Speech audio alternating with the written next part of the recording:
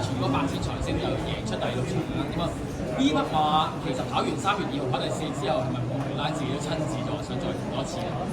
其實佢係遲咗揾到㗎，因為原本都係 book 阿潘頓當晚即刻 WhatsApp 我話可唔可以跑？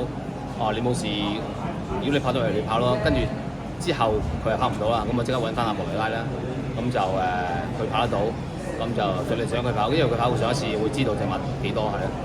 今場嗰個即係走威上好似仲比賽前更加精彩。都係嘅，不過佢都係話隻馬好難，好難，所以佢都一路轉彎一路逼住佢，即係可能隻騎小步都得嗰啲馬啦，係啊。呢個都係呢匹馬自己個即係性格天性嘅事啊，即係比較懶散。